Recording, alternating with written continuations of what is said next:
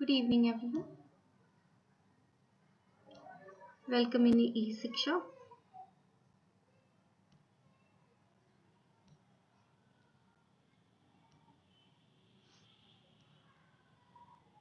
So, let's start our mission at JRF.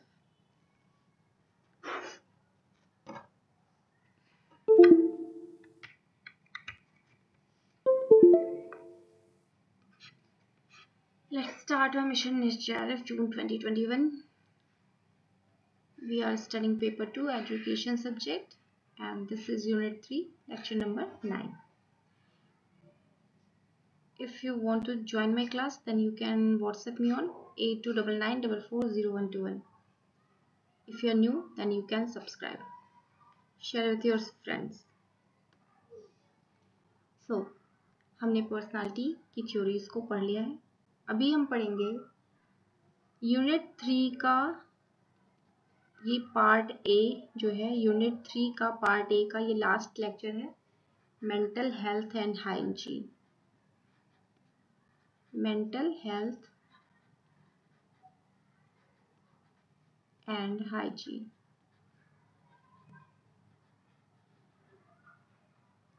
जिसे मानसिक स्वास्थ्य एवं आरोग्यता कहते हैं. मानसिक स्वास्थ्य एवं आरोग्यता ये होता क्या है? सिंपल सा अगर एक क्वेश्चन आएगा उसमें पूछेगा कि इसमें क्या क्या मानसिक स्वास्थ्य या मानसिक आरोग्यता के उद्देश्य हो सकते हैं या फिर क्या इनकी कैरेक्टरिस्टिक्स हैं, जो भी पूछेगा. अच्छे मानसिक स्वास्थ्य के लक्षण क्या हो सकते हैं ये पूछेगा आपसे. तो बस आपको थोड़ा सा ऐसे समझना है कि आप जानते हो कि ह्यूमन जो है, मानव है, वो एक साइकोफिजिकल प्राणी है, बीइंग है. साइकोफिजिकल बीइंग है. Human is a psychophysical being.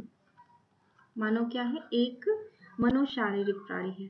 जो उसका व्यवहार होता है फिजिकल प्लस मेंटल बिहेवियर, दोनों ही बिहेवियर को इंक्लूड करके हम किसी व्यक्ति की पर्सनालिटी को बताते हैं और उसके बिहेवियर को बताते हैं, है ना.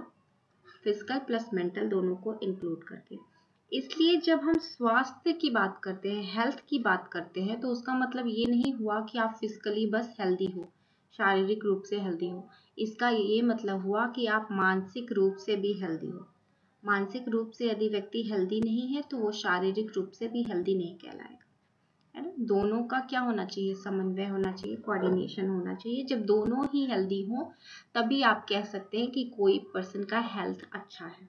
ठीक है. दोनों ही को समन्वित ढंग से यानी कि कोऑर्डिनेटेड वे में काम करना है. आपके फिजिकल प्लस मेंटल, शारीरिक तथा मानसिक दोनों पक्षों. इसलिए मानसिक स्वास्थ्य से तात्पर्य है, आप कह सकते हो कि हमारे मेंटल हेल्थ से मतलब होता है उस मनोस्थिति से, हमारी उस मनोस्थिति से, उस मेंटल स्टेट से जब हम विभिन्न परिस्थितियां आती हैं, कैसी भी परिस्थिति आ जाए, हमारा ये वातावरण है, एनवायरनमेंट है, इसमें किसी भी तरह की सामाजिक, व्यक्तिगत किसी तरह की भी परिस्थिति आ जाए, हम समायोजन कर सकते हैं, है ना. हम समायोजन के लिए तैयार हैं, हम कर सकते हैं. ऐसा जब हम करते हैं तो इसका मतलब है मेंटली हम स्वस्थ हैं. समायोजन का मतलब होता है एडजस्टमेंट. एडजस्टमेंट हम अपने इन्वायरमेंट में, अपने पर्यावरण में एडजस्टमेंट, समायोजन कर लेते हैं किसी भी तरह की परिस्थिति आने पे, अच्छी बुरी कैसी भी. तो इसका मतलब है हम मेंटल हेल्थ हमारी अच्छी है, यानी मानसिक रूप से हम स्वस्थ हैं. इतना क्लियर हो गया होगा. जो व्यक्ति मानसिक रूप से यानी कि मेंटली हेल्दी होता है, मेंटली हेल्दी होता है, वो उसी के अंदर ये एडजस्टमेंट की क्वालिटी होती है, समायोजन का गुण होता है उसके अंदर. अब आप कह सकते हो कि जो समायोजित व्यक्ति होता है, यानी जिसका मेंटल हेल्थ अच्छा होता है, मानसिक स्वास्थ्य अच्छा होता है, वो किसी भी तरह के कॉन्फ्लिक्ट्स यानी किसी भी तरह के द्वंद्व किसी तरह के रिप्रेशन को कहते हैं निरोध, किसी भी तरह के निरोध हो, और किसी तरह के avoidance of reality, avoidance of reality, यानी कि आप इसे कह सकते हो वास्तविकता से पलायन। और हो गया आपका हॉस्टली जजमेंट। हॉस्टली जजमेंट, हॉस्टली जजमेंट का मतलब हुआ जल्दीबाजी में किए गए निर्णय। नहीं लेना है, लेना नहीं है, सब कुछ है मेरे पास। बाहर मत निकलना। Sorry for little disturbance, give me second. बाबू बाहर मत निकलना बेटा। ओके, हॉस्टली जजमेंट यानी कि आपके जल्दीबाजी के निर्णय, और आपका हो गया एक स्थिर समझ जिसे कहते हैं blocked understanding, blocked BLOCKD, blocked understanding. और इन सब चीजों से क्या रहता है, व्यक्ति एकदम से दूर रहता है। Conflict, repression, avoidance of reality, hostile judgement, blocked, आपके सबसे ही व्यक्ति दूर रहता है अगर वो समायोजित है यानी मेंटली स्वस्थ है। जो मानसिक रूप से अस्वस्थ व्यक्ति रहता है यानी मेंटली वो व्यक्ति हेल्दी नहीं है, तो वो क्या रहता है, उसका जो व्यक्तित्व यानी कि जो उसकी पर्सनालिटी रहती है, पर्सनालिटी, वो रहती है डिसइंटीग्रेटिव, डिसइंटीग्रेटिव।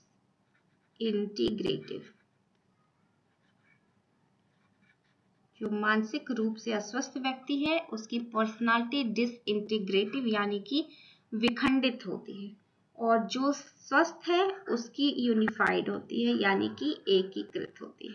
ओके,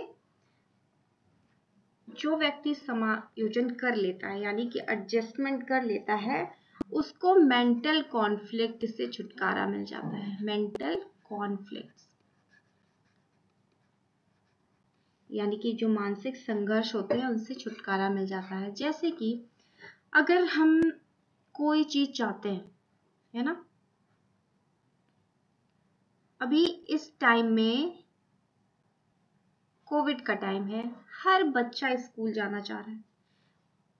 पहले का टाइम था बच्चे स्कूल नहीं जाना चाहते थे, मैं वहां की बात नहीं कर रही, बट मैंने अभी जितने बच्चों को देखा है, जिससे अभी मिल रही हूँ, सब बच्चा स्कूल जाना चाह रहा है, परेशान है स्कूल जाने के लिए, है ना, कि उसे आगे बढ़ना है, स्कूल जाना है। छोटे छोटे बच्चे सारे, अगर इनकी पर्सनालिटी जो डिसइंटीग्रेटिव रहती, विखंडित रहती, यानी मानसिक रूप से ये बच्चे स्वस्थ नहीं रहते, तो इस परिस्थिति से, जब आप समझ रहे हो कि 1 साल से ऊपर वो घर में बैठे हुए हैं, इस परिस्थिति में वो टूट जाते, है ना, इनका जो मानसिक स्वास्थ्य है वो आपको दिखने लगता कि ये मानसिक रूप से अस्वस्थ बच्चे हैं, स्वस्थ नहीं है। क्योंकि इस समय जब हमारा काफी समय स्कूल में बीतता है और हम हैप्पी रहते हैं, ऐसे बच्चे घर में आके बंद हैं, तो ये अगर इनकी पर्सनालिटी, ये इस चीज को इन लोगों ने एडजस्टमेंट कर लिया, एडजस्टमेंट यानी समायोजन कर लिया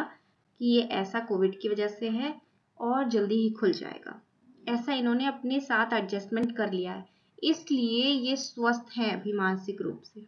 क्यों नहीं? क्योंकि इन्होंने परिस्थितियों से, जो इन्वायरमेंट है उस परिस्थितियों से इन्होंने खुद को समायोजित कर लिया, टूटने नहीं दिया, विखंडित यानी डिसइंटीग्रेटेड नहीं हुए। यही कुछ बच्चे मानसिक रूप से इन पे असर पड़ता, वो चिड़चिड़े हो जाते। ऐसा हुआ भी होगा कि बहुत से बच्चे बहुत चिड़चिड़े हो गए होंगे, चिल्लाते होंगे, लड़ते होंगे घर में। जिनके पेरेंट्स इस परिस्थिति को समझ रहे हैं वो तो उन बच्चों को समझा लेते होंगे, बाकी वो मार भी खाते होंगे कि क्यों तुम चिल्ला रहे हो, क्यों तुम ऐसा कर रहे हो, क्यों तुम वैसा कर रहे हो, क्योंकि इस समय बच्चों का जो मानसिक स्वास्थ्य है वो अस्वस्थ हो। समझ गए कि एडजस्टमेंट हम किसे कहते हैं। आइए तो देखते हैं कि मेंटल हाइजीन फिर क्या होता है।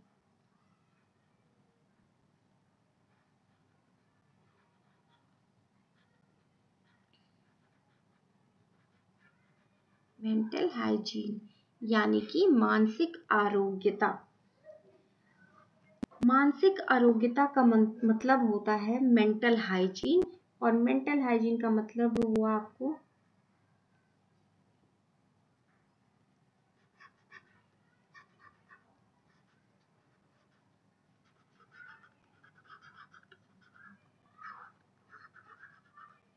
जो मेंटल हेल्थ साइंस है यानी कि मानसिक स्वास्थ्य विज्ञान है, उसको हम मेंटल हाइजीन यानी कि मानसिक आरोग्यता नाम से संबोधित करते हैं।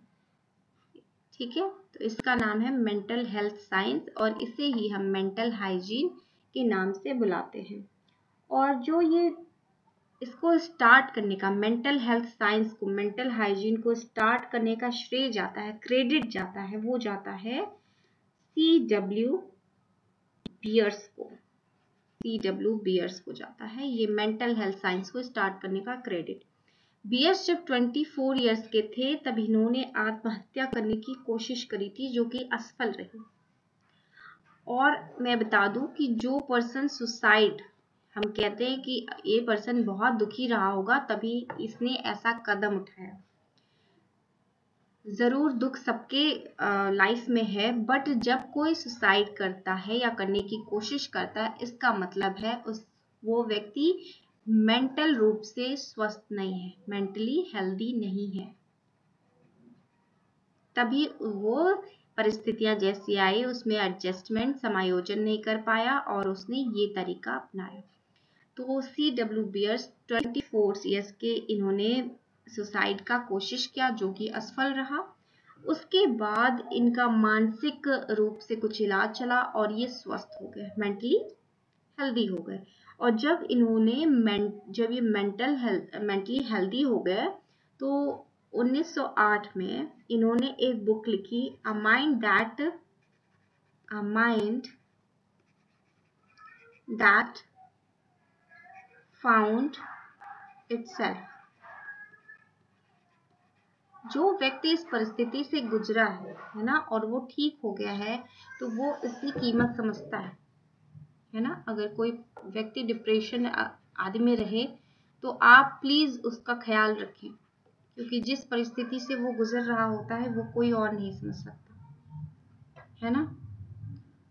तो a mind that found itself, ये थी C.W. बियर्स की बुक, जो ये ठीक जब हो गए, मेंटली हेल्दी हो गए, तब इन्होंने लिखा।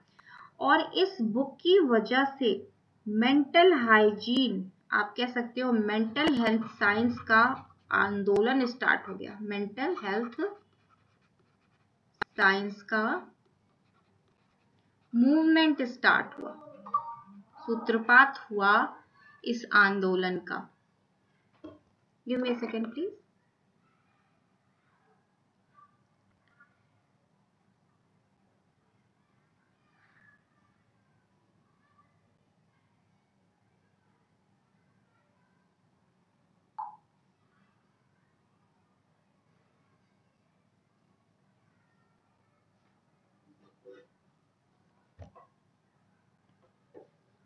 मेंटल हेल्थ साइंस का मूवमेंट का सूत्रपात हुआ, ठीक है, स्टार्ट हुआ, ये आंदोलन स्टार्ट हुआ। और इसके फलस्वरूप, एक सेकेंड मैं इसको इरेज कर दूं। इसके फलस्वरूप क्या हुआ, अमेरिका में 1908 में ही एक association of mental hygiene, association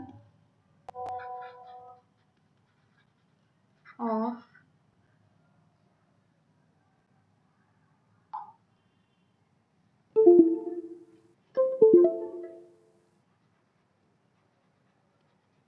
mental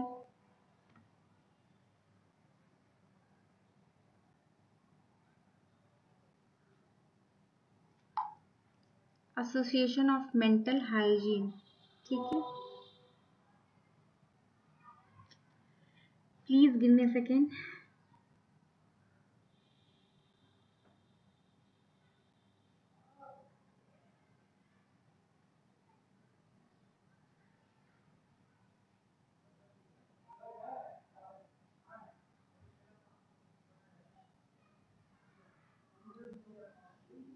association of mental hygiene, जिसे कहते हैं मानसिक आरोग्य समिति।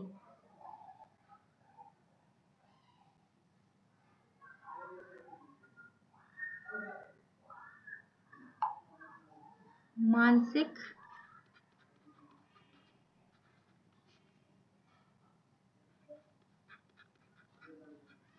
आरोग्य समिति की स्थापना हुई। ठीक है, और इसकी स्थापना के फलस्वरूप क्या हुआ कि मानसिक आरोग्यता विज्ञान जो था आपका मेंटल हाइजीन है ना, mental health science, mental health science, मानसिक आरोग्य विज्ञान जो था उसको इंटरनेशनल एक्सेप्टेंस मिल गया, इंटरनेशनल एक्सेप्टेंस मिल गया, यानी अंतरराष्ट्रीय रूप से इसे स्वीकृति मिल गई। और इस स्वीकृति के फलस्वरूप देश के कोने कोने में मनोचिकित्सा केंद्र खुल गया, क्योंकि ये समझा जाने लगा कि जो व्यक्ति समायोजित है उन्हें हमेशा समायोजित रखने के लिए, एडजस्टमेंट उनका बनाए रखने के लिए, और जो समायोजित नहीं है, जो अभी विखंडित हो गए हैं, उनके स्वास्थ्य को ठीक करने के लिए मनोचिकित्सा केंद्र की जरूरत है। ठीक है, तो अभी मुझे लगता है ये आपको समझ में आ गया होगा कि मानसिक स्वास्थ्य और मानसिक आरोग्यता होता क्या है।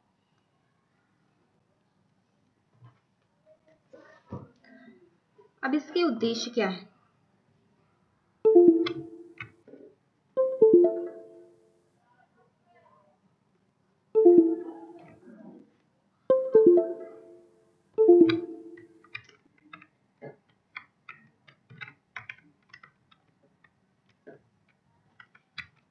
रियली सॉरी, मेरा लैपटॉप का पोर्ट थोड़ा खराब हो गया है, इसकी वजह से ये दिक्कत हो जाती है बीच बीच में। तो AIIMS of mental hygiene,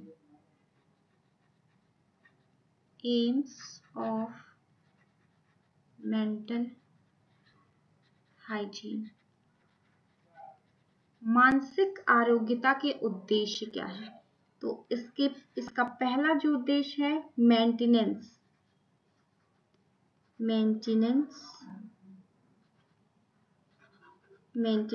of mental health. ठीक है, यानी कि मानसिक स्वास्थ्य की रक्षा करना इसका पहला उद्देश्य है। दूसरा ऑब्जेक्टिव है prevention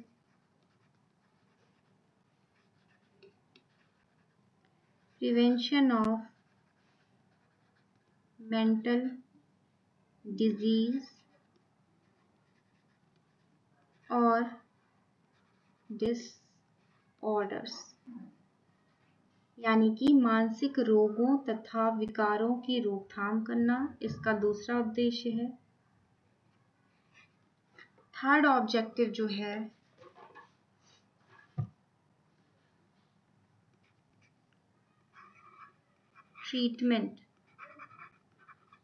treatment of mental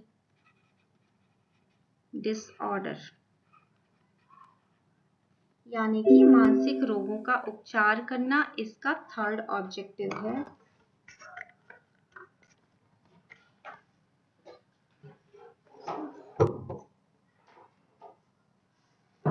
okay,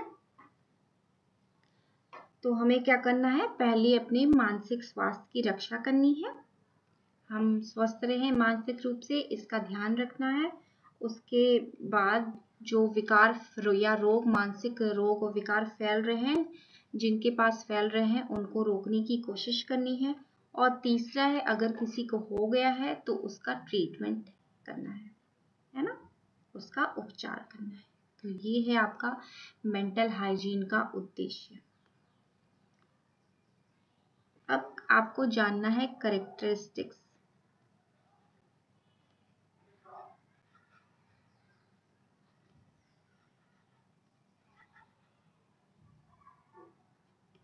यानी कि आपको विशेषताएं जाननी है अच्छे मानसिक स्वास्थ्य की। Characteristics of good mental health, mentally आप अच्छे हो या नहीं हो, या इसकी विशेषताएं क्या होती हैं, ये जानना है हमें। तो अगर हम मानसिक रूप से स्वस्थ हैं तो पहली बात, हम बैलेंस्ड होंगे, संतुलित होंगे। Balanced, integrative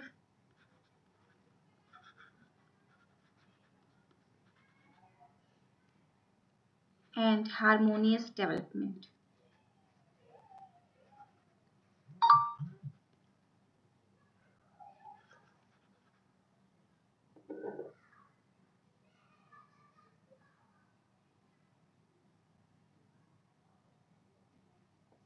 Balanced, integrative and harmonious development. इसका मतलब होता है संतुलित, एकीकृत तथा समन्वित विकास। मानसिक रूप से स्वस्थ व्यक्ति का कॉग्निटिव, इमोशनल, हर तरह का जो डेवलपमेंट होता है वो कैसा होता है, संज्ञानात्मक, भावात्मक जो भी विकास होता है वो बैलेंस्ड होता है, संतुलित होता है। ठीक है। दूसरा है आपका रेगुलर लाइफ। रेगुलर लाइफ यानी कि नियमित दिनचर्या। जो व्यक्ति मानसिक रूप से स्वस्थ होते हैं उनकी दिनचर्या नियमित होती है। उनके रहन सहन, खाने पीने, सोने जागने तथा अन्य क्रियाकलाप, जो जितनी भी अदर एक्टिविटीज है, सबकी एक निश्चित हैबिट होती है, निश्चित आपकी आदत होती है, जिन्हें वो मतलब स्वाभाविक ढंग से रोज पूरा करते हैं। अगर आपके सोने, उठने, जागने सब चीज का क्रम नहीं है, देखिए आपको मेंटल हेल्थ और पागल होने से ये दो डिफरेंट चीजें हैं, है ना। तो रेगुलर लाइफ इवन यहाँ तक कि ज़्यादातर लोगों की नहीं होती है, तो उन्हें ये समझना चाहिए कि अभी आपका मेंटल हेल्थ वो सही नहीं है, आपको इसको रेगुलर लाइफ अपनी बनानी है। ठीक है। थर्ड है आपका एबिलिटी टू एडजस्ट। जो पर्सन आपका मानसिक रूप से स्वस्थ होगा उसके अंदर योग्यता होगी, समायोजन की योग्यता। एबिलिटी टू एडजस्ट का मतलब हुआ वो अपने वातावरण से, जैसा भी वातावरण रहेगा उसमें शीघ्र ही समायोजित होने की उसके अंदर योग्यता होगी। इमोशनल परिपक्वता, इमोशनल मैच्योरिटी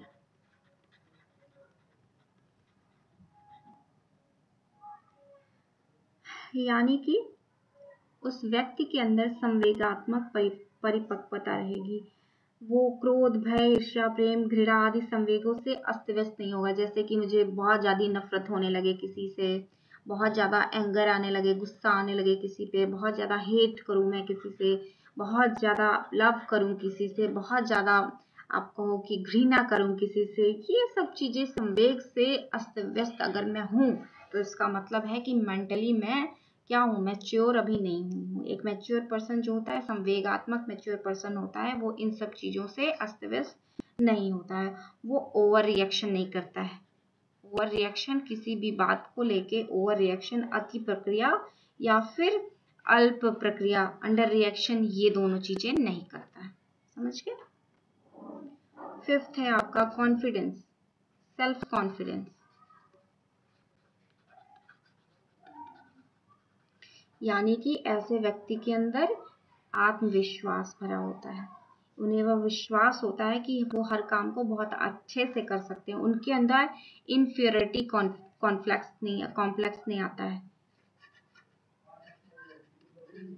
यानी कि वो आत्महीनता उनके अंदर नहीं आती है। ठीक है। ऐसे व्यक्ति टेंशन, एंजाइटी, कॉन्फ्लिक्ट यानी कि भग्नशा, तनाव, द्वंद्व आदि से मुक्त रहते हैं।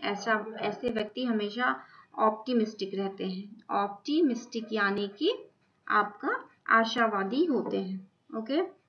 6 नंबर है आपका टॉलरेंस। टॉलरेंस का मतलब होता है सहनशीलता। जो व्यक्ति मेंटली हेल्दी होगा उसके अंदर सहनशीलता ज्यादा होगी। जैसे दो भाई बहन ही है ना, घर में भाई ने बहन को चिढ़ा दिया, अगर बहन ने भाई को चिढ़ा दिया, अगर ये दोनों मेंटली हेल्दी हैं, है ना, तो आपस में चिड़चिड़े होकर चिल्लाएंगे नहीं, ये फिर नॉर्मली एक दूसरे के साथ थोड़ी देर में एडजस्ट हो जाएंगे। या फिर आपको कोई चीजें नहीं अच्छी लगती है, सामने वाला वो चीज कर रहा है तो आप उसको अवॉइड करने की आपके अंदर कैपेसिटी होगी, ये होता है टॉलरेंस यानी कि सहनशीलता। फिर है आपका 7th number ability to decide. Ability to decide, आपको कुछ निर्णय लेना है, निर्णय करने की योग्यता, आपको कुछ निर्णय लेना है किसी व्यक्ति के बारे में या अपने करियर के बारे में कुछ भी, तो आप निर्णय ले सकोगे, क्रिटिकल एबिलिटी अपने अंदर डेवलप करोगे, है ना, और बिना किसी का पक्षपात किए हुए आप निर्णय को ले सकोगे। ठीक है, आपके अंदर 7th 8th नंबर आपका हो गया, आपके अंदर सेल्फ इवोल्यूशन। सेल्फ इवोल्यूशन का मतलब होता है आत्म मूल्यांकन की क्षमता, आप कितना सही हो, कितना गलत हो, क्या अच्छा कर रहे हो, सबके बारे में आप अपना खुद का मूल्यांकन कर सकते हो।